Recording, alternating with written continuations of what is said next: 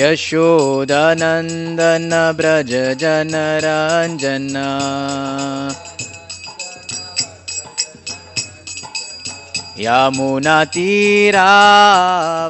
यमुनातीरावनचारी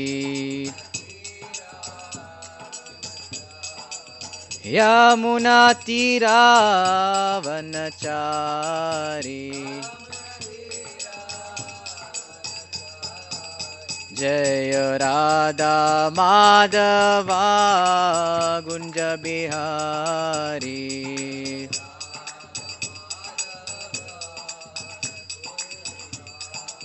जय राधा माधवा गुंज Bihari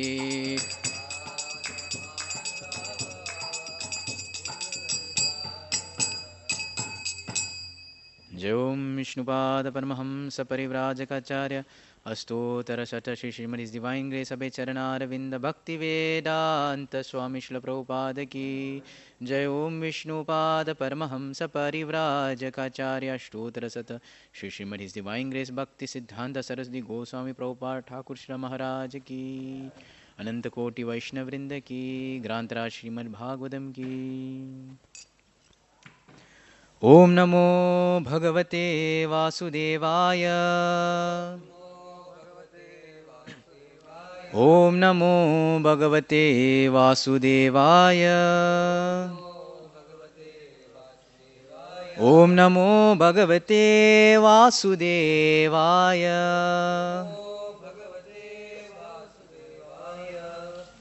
Reading from Srimad Bhagavatam, 4th canto, chapter 9. Text 48, 49 and 50. Text 50 is on the board. Just recite 48 and 49, then we'll recite 50 together. Payastanabhyam sushrava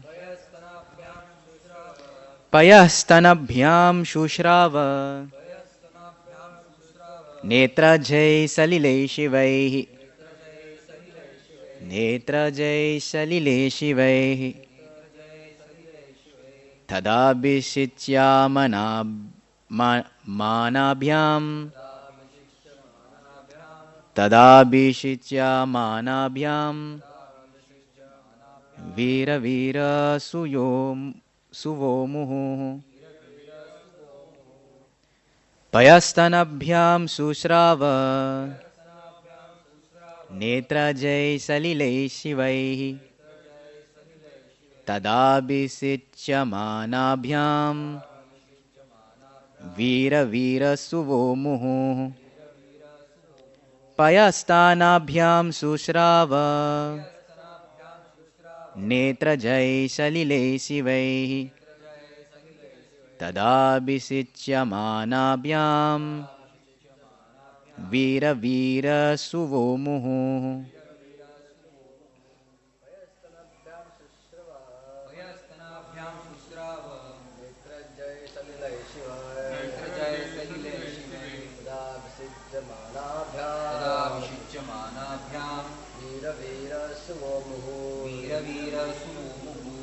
Payastanabhyam susrava Netra jay salile shive Tadabhishitya manabhyam Vira vira suvomuhu Others? Payastanabhyam susrava Netra jay salile shive Tadabhishitya manabhyam Vira vira suvomuhu. Matajis. So we'll read the word to word translation. Payah, milk. Stanabhyam, from both breasts. Susrava, began to flow down. Netra jai, from the eyes. Salilehi, by tears. Shivehi, auspicious. Tada, at that time. Abhisityamanabhyam, being wetted. Veera, my dear Vidur. Veera Suvaha, of the mother who gave birth to a hero, Muhu, constantly. Translation and purport by His Divine Grace A.C. Bhaktivedanta Swami Prabhupada. We will just read the translation of the earlier two verses. The two brothers Uttama and Dhruva Maharaj also exchanged their tears. They were overwhelmed by the ecstasy of love and affection, and when they embraced one another, the hairs on their bodies stood up. Suniti, the real mother of Dhruva Maharaj, embraced the tender body of a son who was dearer to her than her own life, and thus forgot all material grief, for she was very pleased. My dear Vidur, Suniti, the mother of a great hero, her tears, together with the milk flowing from her breasts, wet the whole body of Dhruva Maharaj. This was a great auspicious sign. ॐ अज्ञानतिमिरन्दस्य ज्ञानञ्जनशलाकया चक्षुरुन्मिलितं येन तस्मै श्रीगुरवे नमः नमा ॐ विष्णुपादाय कृष्णप्रेष्ठाय भूतले श्रीमते भक्तिवेदान्तस्वामिन्निति नामिने नमस्ते सारस्वती देवे गौरवाणी प्रचारिणे निर्विशेषशून्यवादी पाश्चात्यदेशतारिणे जय श्री कृष्ण चैतन्य प्रभु नित्यानंद श्री अद्वैत गदाधर श्रीवासदि गौरभक्तवृंद हरे Krishna Krishna Krishna Hare Hare Hare Ram Ram Ram Hare Hare. So we will discuss the purport. So we are reading this section of Srimad Bhagavatam of when Dhruva Maharaj, after having performed austerities and after Narad Muni has spoken to Uttanapad about the austerities of Dhruva Maharaj, now Dhruva Maharaj returns home and he is very lovingly received by his family members. So the verse that we had a kind of like a break because of Yatra. So the verse that happened before this in our earlier discussion was how when Dhruva Maharaj came into the palace, came into the courtyard of his father, his stepmother Suruchi embraced him and even blessed him. She said that, "My dear boy, may you live a long life." She was the one, if we remember, to actually curse Dhruva Maharaj, to say that may you quickly die, so that if you want to become king, you should be born from my womb again, meaning die now. But now she's actually telling him, you live a long life.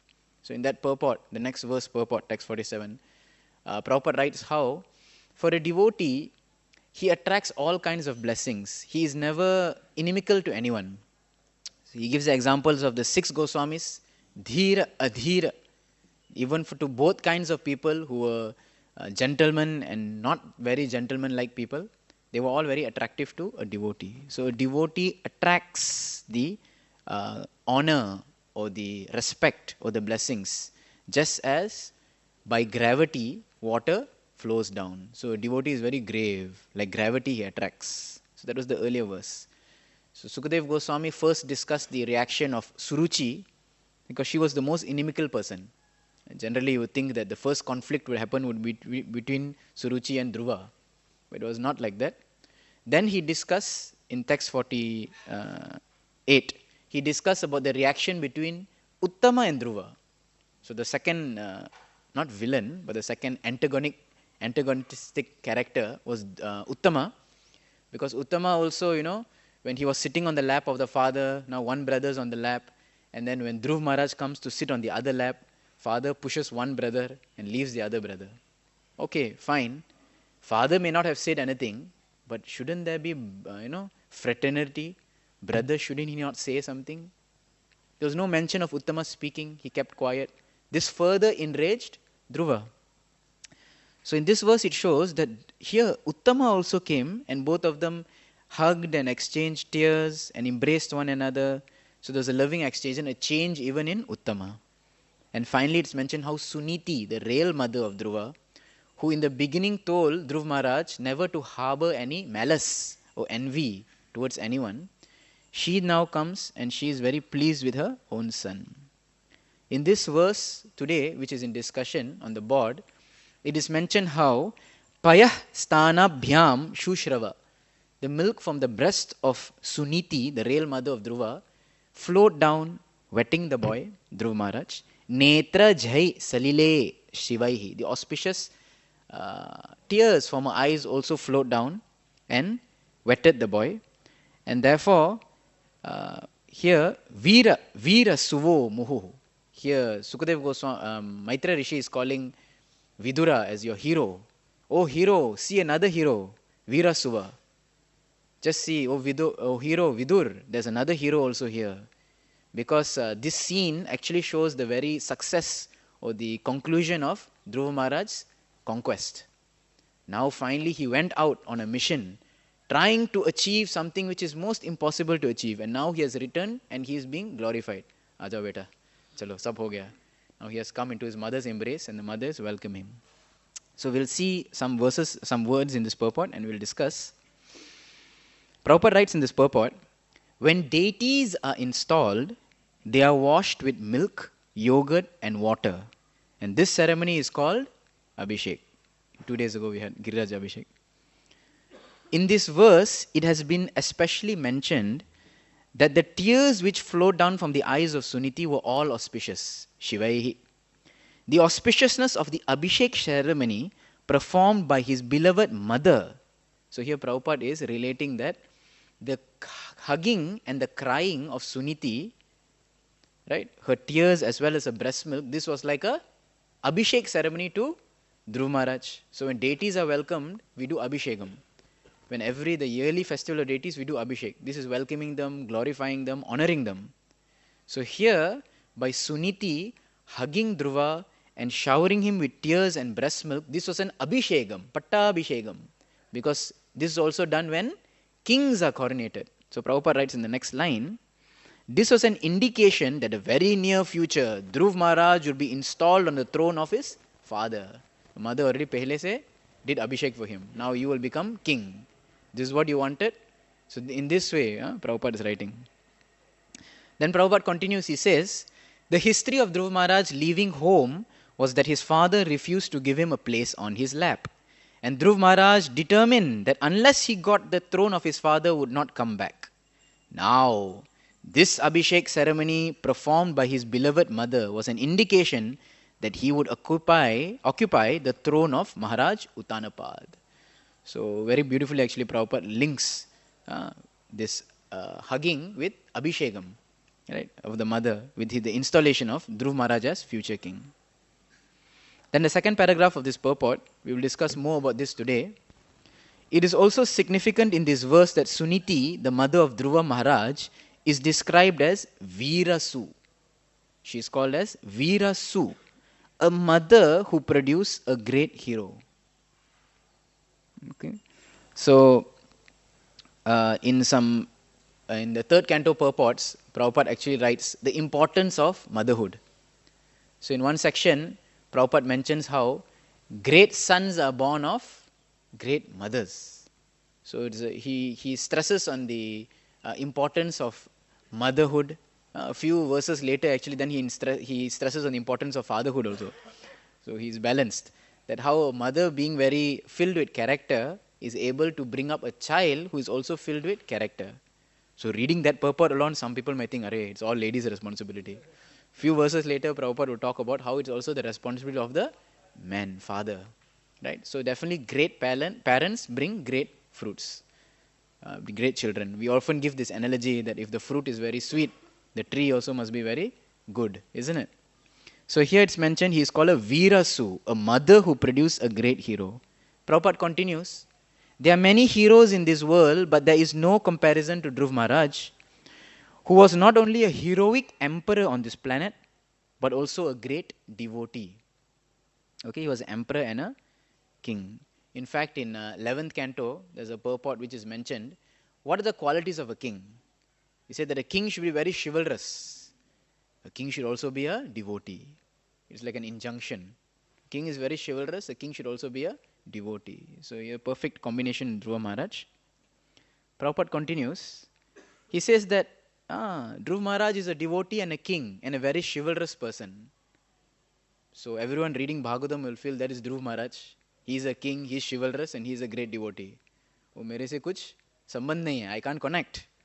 The Prabhupada writes the next line. A devotee is also a great hero. Eh? This looks like I'm a devotee aspirant, sadhaka. So this is something speaking to me. A devotee is also a great hero. Why? He says, because he conquers or tries to conquer the influence of Maya. A devotee is also a great hero because he tries to conquer the influence of Maya. We will discuss a bit on this. In the 19th chapter of the 11th canto, Uddhava asks a series of questions to Krishna. He asks, what is this, what is that? Kim this, kim that, he asks. So then in one part he asks, what is nature? Kim swabhavam? And what is truth? So in that verse, Krishna replies in the 19th chapter, Swabhava vijayate shauryam. What is actual heroism? Yes, sorry. What is actually heroism? Is a real heroism is one who actually conquers the material conditioning of trying to enjoy this material world. So Swabhava here means the material Swabhav. Prabhupada translates the material Swabhav of trying to enjoy this material world. So therefore a devotee who tries to give up this tendency, which appears to be very inherent, of trying to enjoy the material world is called a hero. Many times ago we have heard this analogy. People tell, Krishna consciousness is like a war. You are declaring war on Maya. Wow. Probably in the initial days, bahut acha lagega, isn't it? Sounds good. Declaring war on Maya. So fighting against Maya, who fights against Maya? Heroes, great soldiers. They fight against Maya. So this is very inspirational. One time I heard a class from a devotee. He was saying, this is nice, but for him this was scary. Most of us, when we heard this, we felt very inspired. Fight, the great fight against Maya. Come, let us join the Sankirtan army of Lord Chaitanya. Param Vijayate, Sri Krishna Sankirtanam, and we can conquer the influence of Maya, beat Maya, push Maya away. But one devotee was sharing, when he heard this, he was very afraid by this. I said, why? He said, कब तक लड़ाई करेंगे? Till when will we fight? Just hearing this is actually making my mind paralyzed. I'm feeling very tired. How long will we fight? For how long will we fight? Is it? You can fight 1 day, 2 days. Krishna, after 18 battles, he ran away. Jarasandha also. So how long will people fight? Isn't it not very tiring? So actually this analogy is not about the struggle of warfare. And Prabhupada gives this analogy that Krishna consciousness is like a war, it's like a fight. It is not about the struggle of warfare. Warfare is a very struggling endeavor. Right? So many people die, so many people get hurt, so much conflict, so much complication. It is not about the struggle, but it is about the intensity. It's about the absorption. In warfare, a person is very absorbed. That who am I, where am I placed, where the enemy is placed. What are the enemies? Now, who are the enemies? So it's a day-by-day meditation, not to focus on the struggle. So difficult and pushing, because bhakti by nature is natural, swabhavik. Bhakti is susukam kartum avyayam. It is supposed to be very enjoyable. Supposed to be, no, it is. Bhakti is supposed to, it is very enjoyable. But a person feels kuch, what they say, sangarsh. There's a sangarsh. There's a karshati. There's a friction with our practice and what appears to be natural. Why? It's because we focus, or we think that, bhakti is something external. Therefore, Chaitanya Mahaprabhu says, sadhya kabunai. It is not something to be purchased outside. Realize that is very natural. So, the focus of this war analogy should be on the absorption, on the intensity. If not, why every day do we do the same prayers? If this was not the focus, if the intensity of the absorption or the remembrance is not the focus, why every day we do the same prayers? Same Mangalarati, same chanting, same Shikshastakam. Why? If it is not but a constant prayer, constant reminder of who we are, where we are placed, what we are supposed to do. Actually, it's a great thing that when we sleep at night, we forget. It's a great thing. So the next morning we can always strive to remember. It's a good thing that we forget. So early morning, it's not, oh, this is another Tuesday, tomorrow is another Wednesday. No, every day is a new day. Every day is a new day, a new fresh start. Okay, for me to again remember, for me to again, recollect the armies and reassess my situation. So the beauty about bhakti is taking one day at a time. The beauty of bhakti is taking one day at a time. Why? Sadhakas are not sure about the next day. We are not sure about the next day. So the beauty of bhakti is taking one day at a time. Therefore, recently we visited Kusum Sarovar. At least I visited with Madha Gopalpu. He was giving a beautiful class there in Kusum Sarovar. So then I was remembering that just beside also Uddhava's place is there. That's the place he wrote the Narada Bhakti Sutras. And if you read Narada Bhakti Sutras, you expect something esoteric. No, it is perfectly designed chapters. What is bhakti? How do you get bhakti? Power of bhakti. Okay, how to stay focused in all these kind of things. So that is basically showing how day to day we should become focused. So the war analogy, declaring a war on Maya, devotees become a hero, is not a scary analogy. It is actually an analogy to show absorption and intensity. How we should be very careful in bhakti. Prabhupada continues. So now Dhruva is a hero. Devotees can also or should also be heroes. Then Prabhupada continues last line of this purport. When Lord Chaitanya inquired from Ramananda Rai as who to the most famous man in this world, Ramananda Rai replied that anyone who is known as a great devotee of the Lord is to be accepted as most famous. So the devotee is the most famous, the most glorified person just by being a devotee. All of us here have some experience. Maybe devotees, not devotees, whatever. But just by wearing the cloth or the tilak or the kanti of a devotee, we also have some drops about this fame, isn't it? When we are walking around, someone may come give respect. And then we only know that it's because of the external and the cloth, or probably the tilak. Aaj to acha laga isliye. Some people come to give respect. We know about the externals. So just see, whoever they are, a person respects us just for who we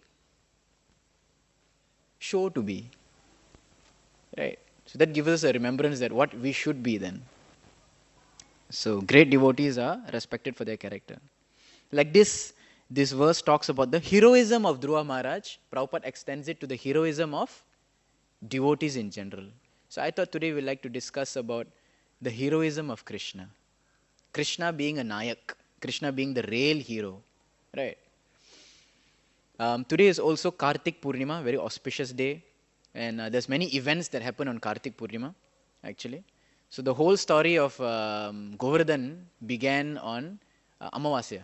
So Chakravarti writes in the purport, when Krishna, in a purport in Bhagavatam, when Krishna was 7 years old, on Amavasya day, that was the day that he presented Karma Mimamsa philosophy. He spoke Karma Mimamsa to his father on Amavasya, which was Diwali, isn't it? Diwali day, Karma Mimamsa. And then he said, the next day, Pratipat, was the day when the Govardhan Puja happened. So we also did Govardhan Puja on the next day. Of course, many were on Yatra. And after that, on Dvitiya, so on Amavasya, Diwali day, was when Karma Mimamsa was spoken. On Pratipat, the first day, was when Govardhan Puja was held. On Dvitiya, the second day, was when Krishna celebrated Bhau Bij. Brother and sister honoring each other. So Chakravarti says that Sukadev Goswami did not mention this in the Bhagavatam, but it happened. Bhau Bij ceremony. It happened, he said. He did not mention it, but it's to be understood that it took place.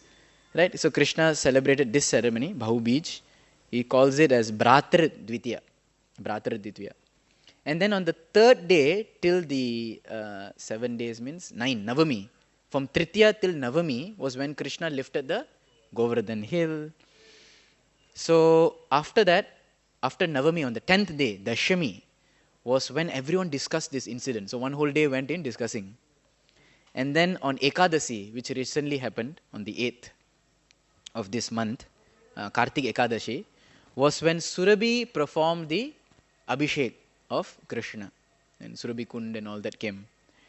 And then Dvadasi day, okay, after that Ekadasi on 9th, we observe 9th. Dwadasi day, 9th of November.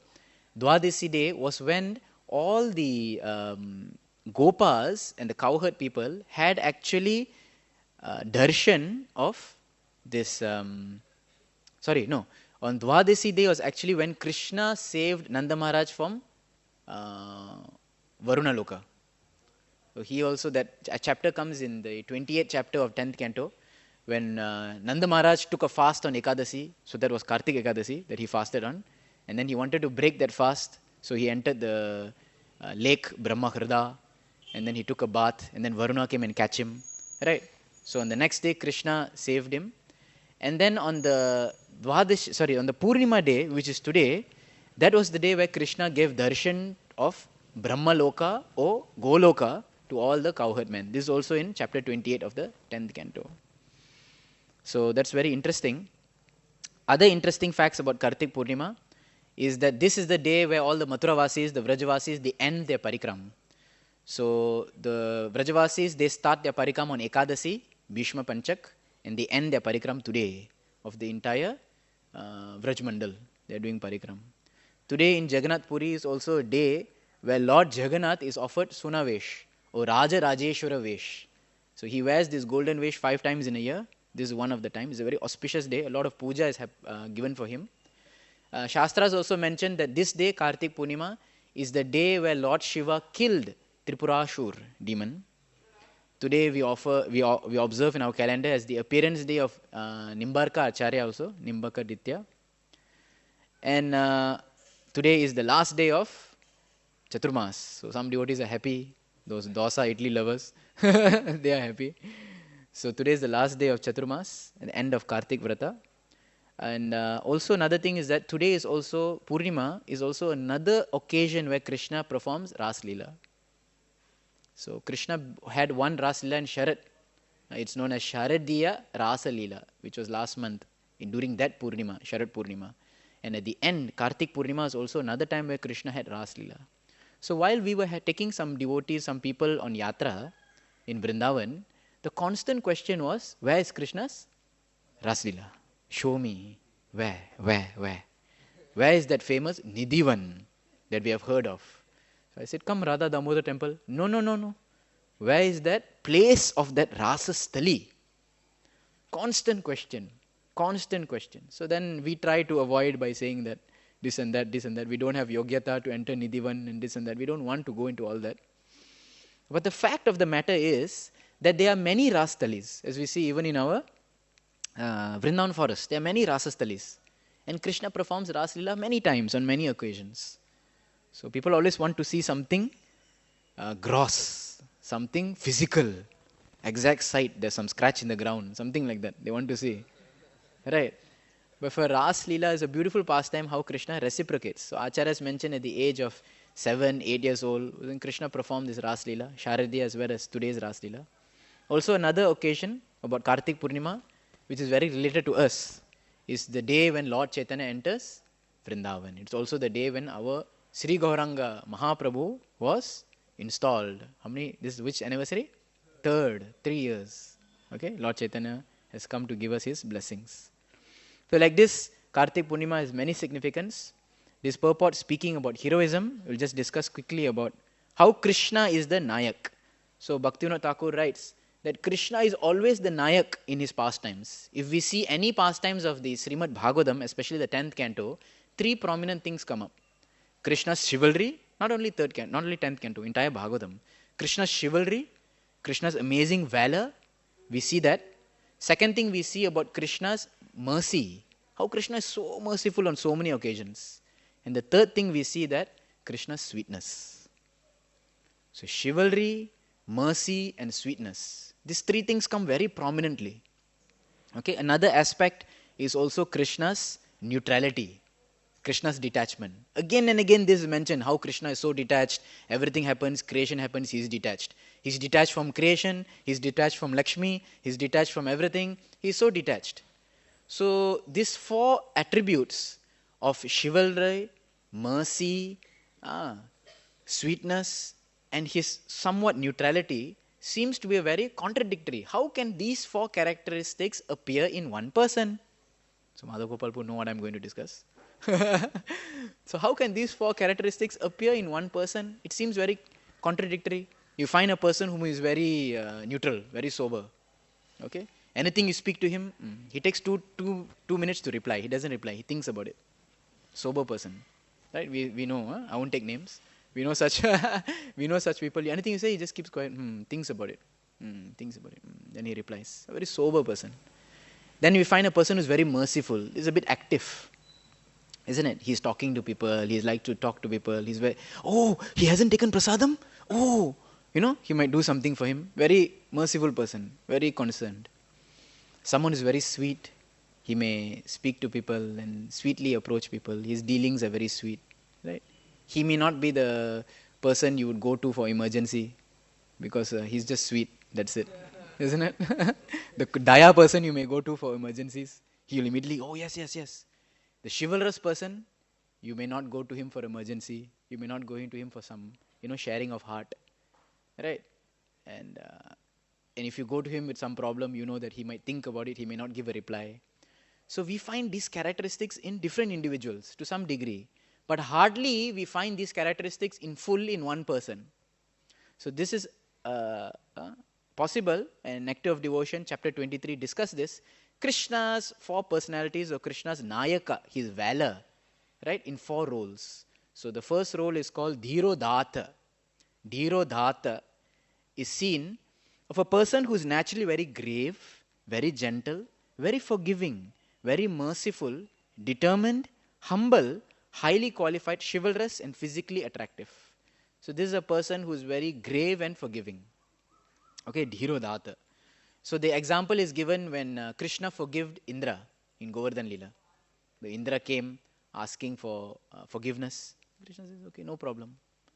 It's a very magnanimous character, merciful character. A comparison is given so that we can understand is of Lord Ramachandra. Dhirodhata is like Lord Ramachandra. Grave, merciful still, right? Second characteristics of Krishna is Dhira Lalita. Now this is total contrast. Dhira Lalita is someone who is very flamboyant, who is someone who is very funny, who is youthful, who is expert in joking, who is free from all anxieties, right? So Dhira Lalita is mentioned also that someone who subjugates his lovers, like that. So this is seen an example in Krishna's dealings with Radharani, how he's always disturbing Radharani. So this is his sweetness, how he deals with that. Okay. And an example sometimes is given, a comparison sometimes is given is of Cupid, Kamadev. So Kamadev is known to be the very flamboyant one, the Dhira Lalita type. So this is already a contrast. Someone who's Dhirodhata like Ramachandra, you don't see him to act like Kamadev. But Krishna acts in both capacities. Right? So Dhirodhata is dealings, right, with Indra during Govardhan Lila, example of Ramachandra. And Dhira Lalita is dealings with gopis, his funny, sweet nature that Krishna has, and it's compared to Cupid. Third characteristics, now 2 extremes are spoken, now the third extreme is spoken, Dhira Prashanta. Dhira Prashanta is one who is very peaceful, forbearing, tolerant, and very considerate, and he is very obliging. Okay, whatever you say, quiet, simple, doesn't speak back. So, this character of Krishna is seen with his dealings in the Pandavas. So, entire Mahabharata, Krishna took a secondary role, Krishna took a supportive role. Whatever the Pandavas did, Krishna was always there, but Krishna hardly spoke, Krishna hardly openly, actively interfered in anything. Of course, he acted Shanti Dut, this and that, but everything was very passive. Krishna played a very passive role, Dhira Prashanta. Anything that the Pandavas would take action. So total anxiety, total action was on Pandava's side. They are the ones who are facing all the anxiety and action. Krishna was just always there. That's it. So this was seen in his characters, Dhira Prashanta. So we see again, one person is very merciful like Ramachandra, very magnanimous. Another person is very flamboyant, very sweet, that is Dhira Lalita. And third person is totally neutral, Dhira Prashanta. But all exists in Krishna. Third, the fourth. Now we see a very aggressive character of Krishna. He is called as Dhirodhata. Dhirodhata is Krishna is a person who is very envious, who may seem to be very envious, very proud, very easily get angered, restless. Such a person is another extreme. So Shastras give a nice pastime, nectar devotion. They say that once when Krishna was writing a letter to Kalayavan, nowadays if two people fight, they exchange emails, right? You are like this, I am like this, you are like this. They send emails, or they may send WhatsApp messages to each other. Send. So those days when people used to, Krishna and Kalayavan, they would have a tiff. He would write a letter. So in Krishna's letter to Kalayavan, he told him that, oh, you call me a frog? Because Kalayavan said, Krishna, you're like a frog. He said, no. You are like a frog. He said, Krishna calls Kalayavan a sinful frog. So you are a frog. Where should a frog go? You should go into some dark well. Later, Kalayavan will enter a cave. You should go to some dark well, and there the snake, the black snake called Krishna, would come and eat you.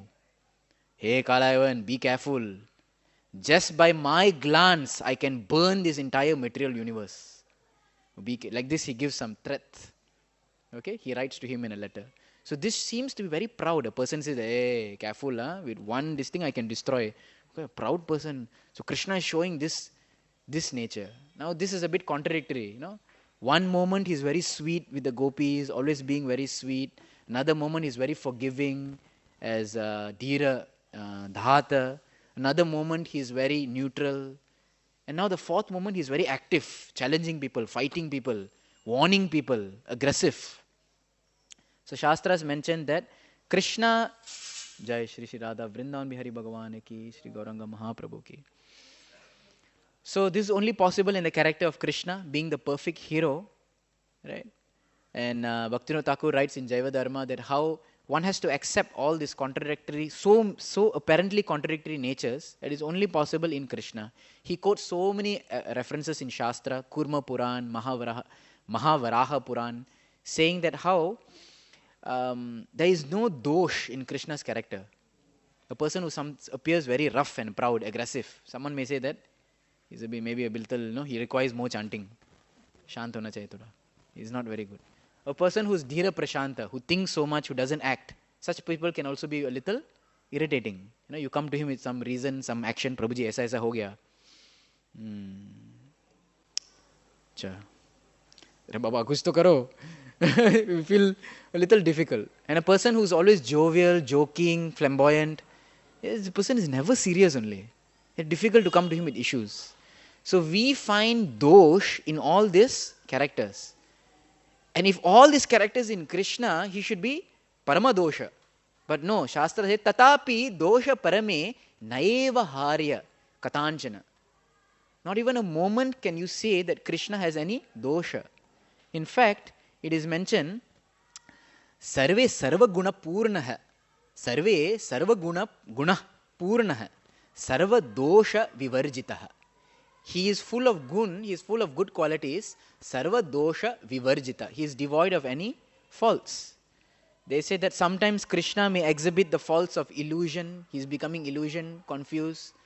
We see in Damodar Leela also, he is confused, mother's chasing. He may have lethargy, mistake, lust, restlessness, whatever. But these are actually the manifestations of his positive qualities. One should take it. Right? Because Krishna doesn't have any dosha. Bhaktivinoda Thakur says, besides these 4 characteristics of his heroism, Krishna also has many other, he possesses 8 other characteristics, which shows his manliness as the supreme enjoyer, Parama Purusha.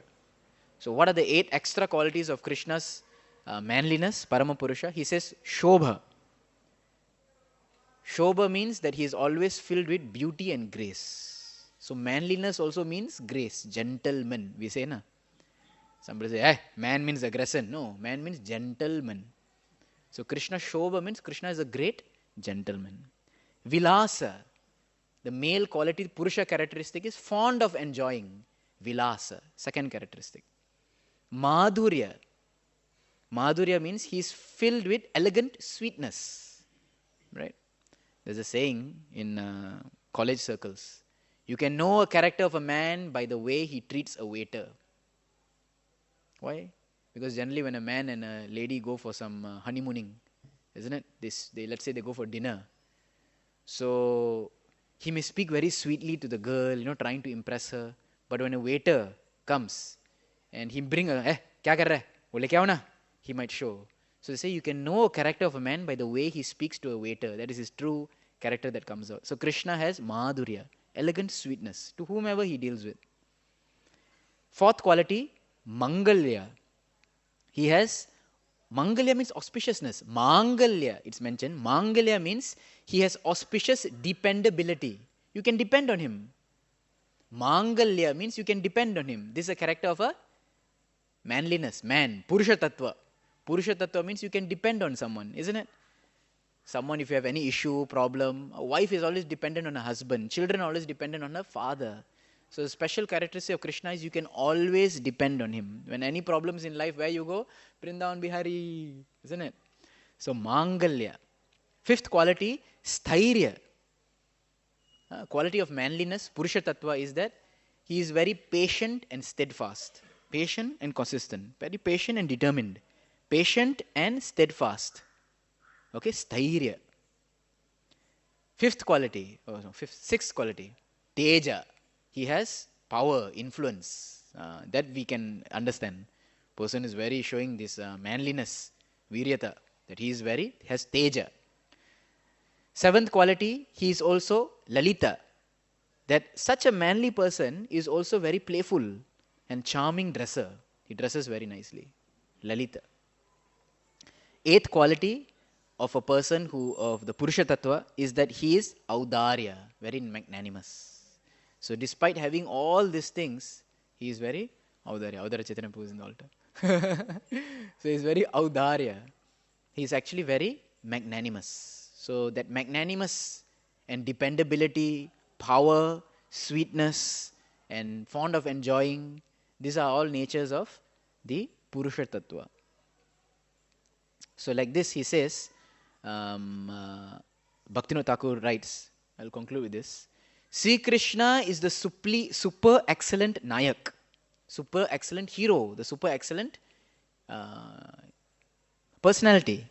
Although Krishna is supremely independent of everyone, out of his causeless mercy, he sometimes relies on Garga for religious instructions. So Krishna is supreme, having all these qualities, he doesn't need to rely on anyone. But still, having all these qualities, being the supreme hero, he sometimes becomes dependent on Garga Muni for spiritual instructions.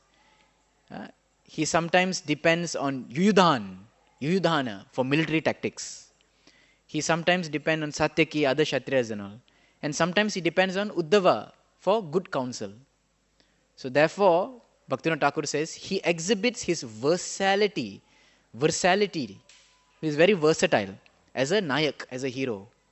So the great thing about a hero is that he can, not only that he has all his qualities, but he is able to balance all qualities. At the same time having everything, and same time being dependent. It's very difficult. Someone who's achieved a very top position, it's very difficult for him to play a very humble role. Right? You don't expect temple presidents to do very menial job. It's very tough. Right? A person may also just consciously do it to keep oneself humble. I'm temple president, let me do some simple job, I'll become a bit humbled. Consciously one may do it, but it is very tough to actually have that in one's innate character, innate nature, to having such a big position at the same time to be very humble also. So this is only possible in the character of Krishna. So we like to end here and we'll just repeat. We discussed in today's verse about how Dhruv Maharaj, having conquered all his desires, returned to the palace, and his mother Suniti did the Abhishekam ceremony for him through her tears and her breast milk, thus indicating that Dhruv Maharaj, now your desires are fulfilled, you will become the future king. Then we saw how great mothers and great fathers actually are responsible for giving birth to great heroes. Prabhupada extends it, not only is Dhruva Maharaj a hero, but every devotee is a hero. So we discussed how a devotee is a hero. Krishna mentions to Uddhava that one who can conquer one's material conditioning of enjoying, Swabhava Vijayate Shaurim, he is a hero. if one strives to conquer one's material conditioning of trying to enjoy this material world, he is actually a hero. Then we discussed that this strive of conquering Maya may seem to be very painful, seem to be very difficult. No. Actually, the analogy is given to stress about the intensity and the absorption that one should have in this fight against Maya. Because our grace is that we are not fighting alone, isn't it? We have so many soldiers, and together, that togetherness. So that fight against Maya is not about the sangarsh, not about that karshati, because bhakti is actually very natural. So how do we actually understand this? If we actually study the basic tattvas of bhakti, like in Narad Bhakti Sutra, how it's mentioned, how bhakti comes from, where bhakti grows, and what is the bhakti dependent upon, how we actually maintain our bhakti, all these kind of things we will understand how bhakti is actually very natural. Then we discussed about the glories of Kartik Purnima. We saw many events happen on this way. And lastly, we discussed how Krishna is the real Nayak, the real hero. So we saw about Dhruv Maharaj as well as other devotees, how they can be heroism. And we saw finally that Krishna is the real hero, discussing 4 qualities of Krishna, which Rupa Goswami presents in Nectar of Devotion. Dhiro Dhata, Dhira Lalita, Dhira Prashanta, and Dhiro Dhata. So these are the 4 qualities. And the end we saw that despite Dhata and Dhata. Okay, anyways. So despite this, Bhaktivinoda Thakur adds 8 other qualities to the Purusha Tattva, to the manliness, nature of Krishna. And finally he says that despite having all this, Krishna is also very dependent on others. That is his supreme mercy, he said. This shows his excellent qualities. So with that we'd like to end. Grantaraj Srimad Bhagavatam ki, Shla Prabhupada ki.